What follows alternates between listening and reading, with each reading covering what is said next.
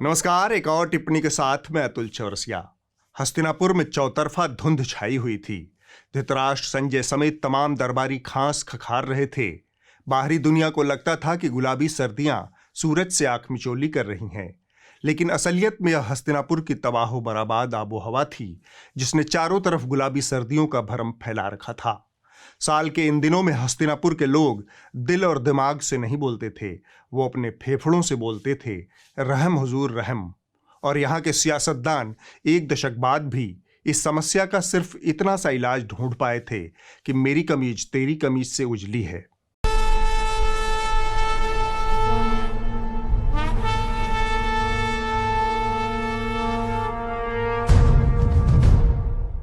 धृतराष्ट्र ने गला खंखार कर साफ किया। गले से मुंह में सरक आए बलगम को पीकदान में थूकते हुए बोले, और संजय क्या चल रहा है?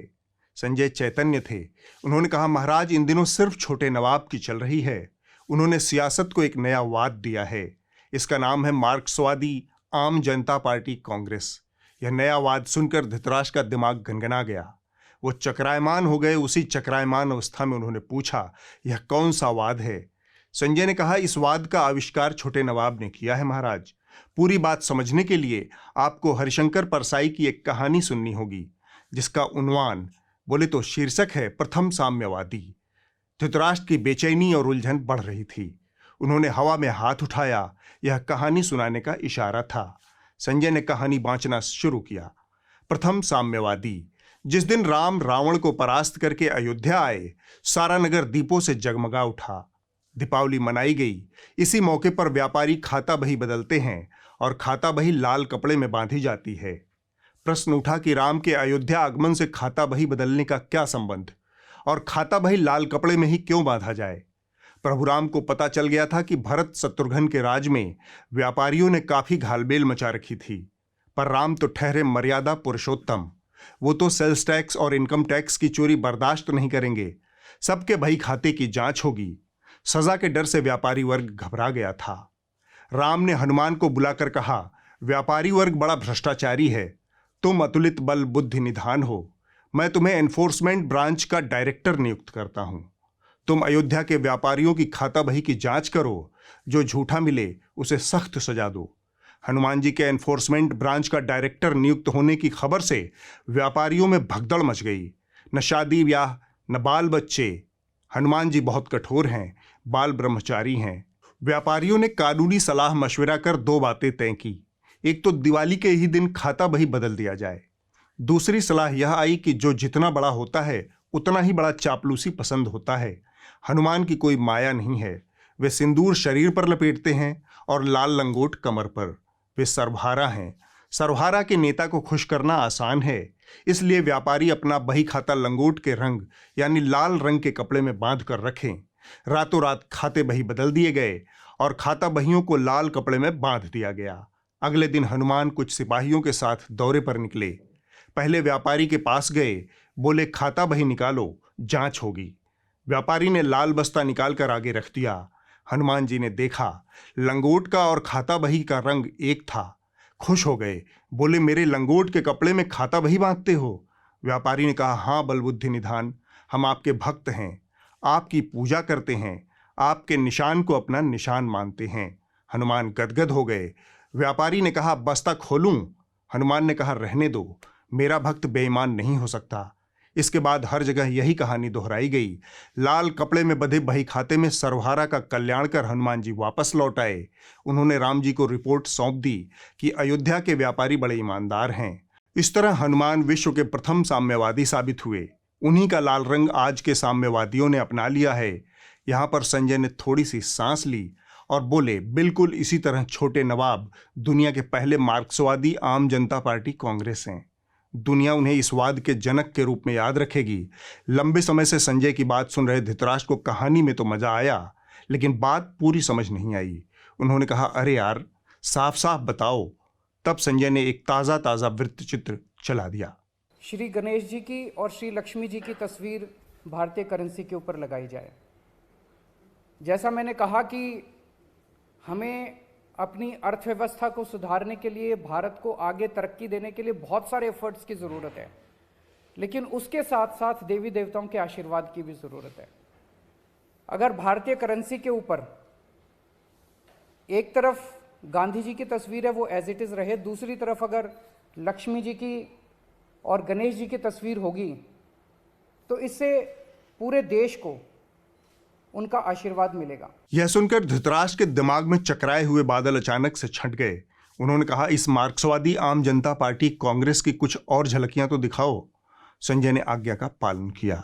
हमारे देश के सभी लोग भ्रष्टाचारी हो चुके हैं, ऐसा कई लोगों का मानना है, मैं नहीं मानता। मुझे लगता है कि हमारे देश के, भारत के लोग पूरी दुनिया में फर्स्ट क्लास लोग हैं, जो कि एक थर्ड क्लास सिस्टम का शिकार हो चुके हैं। अगर ये सिस्टम बदल जाए तो दुनिया में भारत सबसे ऊपर हो सकता है। तन मन धन से केजरीवाल भी और दिल्ली सरकार भी पूरी तरह से वक्फ बोर्ड के साथ है। आने वाला समय ये होगा जब वक्फ बोर्ड के पास इतना पैसा होगा जिसकी कोई इंतहा नहीं होगी। जो भी वक्फ बोर्ड को जब भी किसी चीज की जरूरत होगी, दिल्ली सरकार वक्फ बोर्ड के साथ है। पूरे दिल से अल्लाह ताला से इफ्तार के इस वक्त दुआ मांगते हैं कि अलग अलग धर्मों के बीच में जो नफरत पैदा करने की कोशिश की जा रही है, उनके मंसूबे नाकाम हो।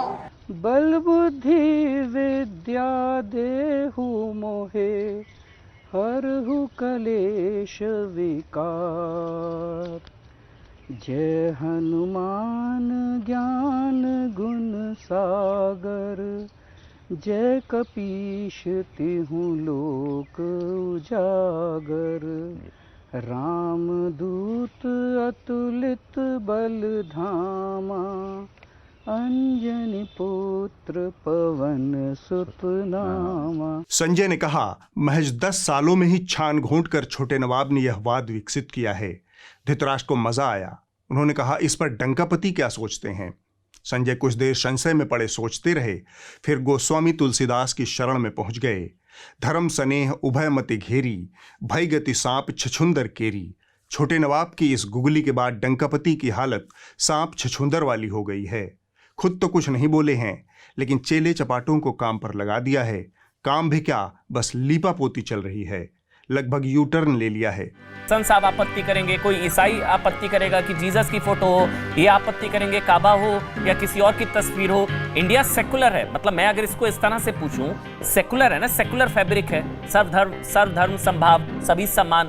जब इंडिया सेकुलर तो करेंसी कम्युनल, मतलब एक धर्म की आराध्य की फोटो कैसे? नहीं, मेरे हिसाब से तो ये मांग गलत है सर। एक धर्मनिरपेक्ष देश है सर। लेकिन करेंसी सिर्फ हिंदू थोड़ी ना यूज करते हैं, हिंदू नोट थोड़ी ना है सर। मैम, ये हिंदू नोट तो है नहीं, ये तो सबसे सेकुलर नोट है। शायद आप भी यूज करेंगे, एसटी हसन साहब भी यूज करेंगे। ये धर्मनिरपेक्ष देश है, और अगर उस करेंसी पर किसी भी हिंदू या मुस्लिम या सिख या किसी और धर्म के देवी देवताओं के या मानने वाले खुदाओं के तस्वीरें लगेंगी तो उससे दिक्कत ही होगी। धृतराष्ट्र को हंसी आ गई। उन्होंने कहा, अगर ये नौबत है तो फिर डंकापति के इस दावे का क्या होगा। एक ऐसा प्रिंट आउट, एक ऐसा टैग फैशन हो गई थी, कुछ भी करो उसको लगा लो, आपके गंगा स्नान करने जितना पुण्य मिल जाता था। उस टैग का नाम था, और पूरी तरह नकली, उस टैग का नाम था सेक्युलरिज्म। और नारे लगते थे, सेक्युलर एक हो जाओ, सेक्युलर एक हो जाओ।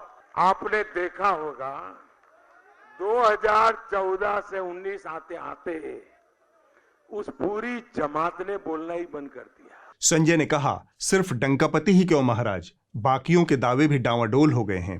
आपकी बातें कम्युनल है, ये सेकुलर लॉबी को सूट नहीं करती। या मैं इसको ऐसे सवाल पूछूं कि भाई ये मतलब क्या सेकुलरिज्म का साइनाइड चाट रहा है हिंदू तब से? मैं पूछ रहा था आपसे कि ये कट्टरता वाला, जो कट्टरता के खिलाफ जो युद्ध है, ये सेकुलर युद्ध, ये भारत में क्यों नहीं हो सकता है? हम क्यों सेकुलरिज्म के नाम पर बचते हैं? हम क्योंकि यहाँ पर गला काट कट्टरता कोई कम थोड़ी ना है। हम क्या, अब तो सेकुलर सरकार नहीं है ना, क्लियर कर लिया, अब तो नहीं है ना सेकुलर सरकार। सेकुलरिज्म की वजह से अब तो हम कब तक बचेंगे? तो ये सेकुलरिज्म तो 14 से पहले भी वो अपीजमेंट थी जो सेकुलरिज्म था। जब मनमोहन सिंह कहते हैं कि देश के संसाधनों पर पहला हक मुसलमानों का, वो सेकुलरिज्म है। हिंदुओं का बहुसंख्यक होना ही देश में सेकुलरिज्म की गारंटी है क्या? ये सवाल उठ रहे हैं योगी आदित्यनाथ के इस बयान के। वैसे इस बयान को मुस्लिम विरोधी बताया जा रहा है। धृतराष्ट्र ने अगला सवाल संजय की जानिब उछाला, तुमको क्या लगता है छोटे नवाब का यह दांव कितना सफल होगा? संजय असमंजस में पड़ गए। थोड़ी देर सोच विचार कर एक वृत्तचित्र चला दिया। उनको समझ नहीं आ रहा है वो जिसके सामने खड़े हैं वो भस्म रगड़ के खड़ा है। वो उनकी कोर कंपिटेंसी है, उसमें मत घुसो। कुछ नहीं होगा, दिख रहा है किराए की धोती पहन के आए हो। संजय जारी रहे। इस पिच पर बल्लेबाजी की कोशिश कर रहे हैं छोटे नवाब। यह जो नया वाद छोटे नवाब ने इजाद किया है, इसका तर्क यह है कि राजनीति व्यावहारिक होनी चाहिए, किसी भी कीमत पर जीत मिलनी चाहिए। इस लिहाज से छोटे नवाब फिलहाल डंकापति को उंगली करने में कामयाब नजर आ रहे हैं। लेकिन इस नए वाद की अपनी एक मजबूरी है, यह एक किस्म का अवसरवाद है। लेकिन सुविधा की बात यह है कि आज के दौर में अवसरवाद भी एक स्वीकार्य विचारधारा है। फिर भी सच यही है कि यह स्लिपरी स्लोप है, यानी एक ढलान वाली सड़क जिस पर फिसलन वाली काई भी मौजूद है। तो यहाँ गिरने का खतरा यह है कि आप जब गिरते हैं तो आपके लुढ़कने की गति चक्रवृद्धि ब्याज की तरह बढ़ती है। एक और बात महाराज, हनुमान जी की कथा के अंत में एक सीख दी गई है। हनुमान जी भले ही पहले साम्यवादी हों, लेकिन उनको भी सावधान रहना चाहिए कि उनकी लंगोट से कोई बोरजुआ अपना खाता बही न बांध ले, वरना दिक्कत हो जाएगी। इतनी सारगर्भित टिप्पणी सुनने के बाद धृतराष्ट्र के पास सभा विसर्जन के अलावा कोई विकल्प नहीं बचा। वे उठे और अंतःपुर को लौट गए। धृतराष्ट्र संजय संवाद में इस हफ्ते बस इतना ही। 2 राज्यों के विधानसभा चुनाव सिर पर हैं। एक बार फिर से न्यूज लॉन्ड्री की टीम ग्राउंड पर रहेगी। आप जानते हैं कि न्यूज लॉन्ड्री किसी तरह का विज्ञापन नहीं लेता, न सरकार से न कॉरपोरेशन से। हम ऐसा इसलिए करते हैं ताकि बिना किसी दबाव या फिर पक्षपात के आप तक उन तथ्यों को पहुंचा सके जिनसे बनती है आपकी सरकार और आपकी किस्मत। अगर आप ये खबरें न्यूज लॉन्ड्री पर देखना चाहते हैं, सुनना चाहते हैं या फिर पढ़ना चाहते हैं, तो न्यूज लॉन्ड्री के एनएल सेना प्रोजेक्ट गुजरात और हिमाचल इलेक्शन को अपना सहयोग करें। इस सेना प्रोजेक्ट को सहयोग देने के लिए newslaundry.com/सेना पर जाएं और अपने मन मुताबिक राशि सहयोग करें। एक बार फिर से स्वर्ग की उसी चाय की टपरी पर अल सुबह एक अड़ी जमी। नेहरू भी थे, पटेल भी थे और साथ में थे विंस्टन चर्चिल। तभी रेडियो पर एक खबर प्रसारित हुई। ये बीबीसी लंदन है। अब आप पंडित कुंज बिहारी राधा रमन सरयू पारीन से समाचार सुनिए। यह सुनते ही चर्चिल के नथुने फड़कने लगे। फनफनाते हुए बोले, ये कौन कौन से सपेरे भूखे नंगे बीबीसी पर खबर पढ़ने लगे हैं। पटेल ने आंख तरेर कर कहा, पहले पूरी खबर तो सुन लीजिए मिस्टर चर्चिल। चर्चिल चुप होकर दार्जिलिंग वाली चाय सुड़कने लगे। रेडियो पर खबर जारी थी। बदले हुए राजनीतिक हालात में इंग्लैंड का राज एक ऋषि के हाथ में होगा। भारतीय मूल के हिंदू ऋषि सुनक यूनाइटेड किंगडम के नए प्रधानमंत्री होंगे। ब्रिटेन की लगातार बिगड़ती आर्थिक सेहत को संभालने का जिम्मा अब एक भारतवंशी के ऊपर है। ब्रिटेन के राजा चार्ल्स तृतीय ने ऋषि सुनक को बधाई दी है और उनके साथ सहयोग की मंशा जताई है। यह खबर सुनते सुनते चर्चिल को मूर्छा आने लगी। गश खाकर गिरने को हो आए। लपक कर नेहरू और पटेल ने उन्हें संभाला। थोड़ी देर में होश संभला, तब पहली दफा चर्चिल ने बाइज्जत नेहरू से पूछा, मिस्टर नेहरू, क्या यह सच है? इस मौके पर नेहरू ने पटेल से कनखियां मिलाई, मुस्कुराए और अश्वत्थामा हतो नरो व कुंजरों वाले अंदाज में जवाब दिया, मिस्टर चर्चिल, गाजियों में बू रहेगी जब तलक ईमान की, तख्त लंदन तक चलेगी तेग हिंदुस्तान की। यह सुनकर चर्चिल का दिल पूरी तरह से बैठ गया। रेडियो पर गाना बजने लगा। आज हिमालय की चोटी से फिर हमने ललकारा है, दूर हटो दूर हटो दूर हटो है दुनिया वालों, हिंदुस्तान हमारा है। चर्चिल को गाने के बोल बिल्कुल समझ में नहीं आए। अवसाद, तनाव और अपमान का बोध एक साथ उनके चेहरे पर उतर आया। उन्हें अपने पुराने दिन याद आने लगे। अगर इनकी आजादी बनाए रखने की कीमत हमारे सैनिकों को बेहद जानलेवा माहौल में रहकर चुकाने की नौबत होगी, तो मैं चाहूंगा कि वे आपस में कटे मरे, हमें कोई मतलब नहीं। ये जंगली धर्म वाले जंगली लोग हैं। भूखमरी उनकी अपनी गलती थी, जो कि खरगोशों की तरह प्रजनन करने की वजह से हुई। पटेल ने चर्चिल को झिंझोड़कर यादों की बारात से बाहर निकाला। एक कानफोड़ू सन्नाटा फैल गया। तब सन्नाटे को तोड़ते हुए नेहरू ने कहा, मिस्टर चर्चिल, आप तो बड़ी लच्छेदार अंग्रेजी बोलते हैं। पोएटिक जस्टिस के बारे में क्या ख्याल है आपका? यह कहकर उन्होंने रेडियो का स्टेशन बदल दिया। अब गाना चल रहा था। Go on home, British soldiers, go on home. Have you got no fucking homes out the road? Parade 800 years we fought you without fear, and we'll fight you for 800 more. गाना खत्म हुआ तो पटेल ने चर्चिल को घेरा। आपको इस बात का एहसास जीते जी कभी हुआ कि आपकी घटिया सोच और नस्ली दोगलेपन की वजह से लाखों करोड़ों हिंदुस्तानियों को सजा झेलनी पड़ी? चर्चिल ने बिना किसी पछतावे के फिर से उसे नस्ली मूर्खता का मुजाहिरा करते हुए कहा, नहीं, राक्षसी धर्म वाले, खरगोश की तरह बच्चे पैदा करने वाले हम पर राज नहीं कर सकते। नेहरू और पटेल ने सच्चे गांधीवादी मूल्यों का प्रदर्शन करते हुए अपनी भावनाओं को काबू में रखा और गाने का स्टेशन बदल दिया। है प्रीत जहाँ की रीत, सदा मैं गीत वहाँ के गाता हूँ। भारत का रहने वाला हूँ, भारत की बात सुनाता हूँ। है प्रीत जहाँ की रीत सदा। चर्चिल के लिए अब एक पल भी वहां बैठना अझेल हो चुका था। उनके सामने बार बार ऋषि सुनक का चेहरा घूम रहा था।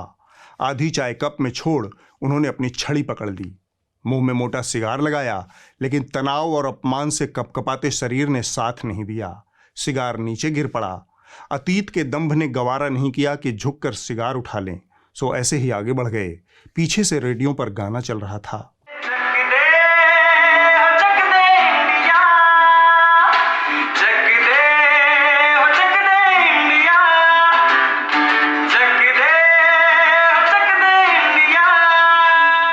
अब वक्त है इस हफ्ते की रिपोर्ट का। जो कही जा रही थी बात कि अंदर में भी सोशल डिस्टेंसिंग का ख्याल रखा जाएगा। ट्रेनें तो खुल दी हैं, लेकिन कैसे स्टेशन पर thousands of the migrants workers in different groups walking। इस हफ्ते की रिपोर्ट बीबीसी हिंदी से है। एक तरफ देश में 5G लॉन्चिंग की घोषणा हो रही है, दूसरी तरफ बिहार के सैकड़ों गांव ऐसे हैं जहां अभी बेसिक मोबाइल नेटवर्क भी नहीं उपलब्ध है। यह बिहार के आदिवासी बहुल कैमूर जिले की कहानी है। लाखों की आबादी इस समस्या से जूझ रही है। किसी आपात स्थिति में एक एम्बुलेंस तक बुलाना वहां संभव नहीं है। जो पहले डिजिटल इंडिया से आया है वहाँ आज सोचिए कि कोई सुविधा ही नहीं है इंटरनेट का। बहुत कष्ट कर रहे हैं, क्या बताएं, बहुत कष्ट है। थोड़ा सा भी कॉलिंग, वॉइस कॉल भी बात नहीं हो पा रहा है। नेट चलाने के लिए, जियो का कनेक्टिंग करने के लिए यहाँ पे इतना 5 किलोमीटर दूर अधौरा बाजार से आना पड़ रहा है। भारत सरकार से निवेदन है कि भारत सरकार तक हमारे मैसेज पहुंचना चाहिए कि जो भारत सरकार ये करके डिजिटल इंडिया, और हमारे यहाँ कुछ भी इंडिया नहीं है। यहाँ पे माने रोना पड़ता है हम लोग को कि क्या करें। हम लोग उत्तर प्रदेश का बॉर्डर नज़दीक नहीं होता तो हम लोग का जियो का नेटवर्क नहीं आता और हम लोग कोई काम नहीं कर पाते। लेकिन खुशकिस्मत है हम लोग कि बॉर्डर पे हैं हम लोग, और जियो का नेटवर्क आ रहा है और हम लोग अपने में अपना कुछ काम कर ले पाते हैं। नेटवर्क तो 2G भी बात भी ठीक से नहीं हो पाता है, इंटरनेट तो चलता ही नहीं है। बात करने में भी अपने अधिकारियों से दिक्कत होता है। अगले हफ्ते होगी एक और टिप्पणी। नमस्कार।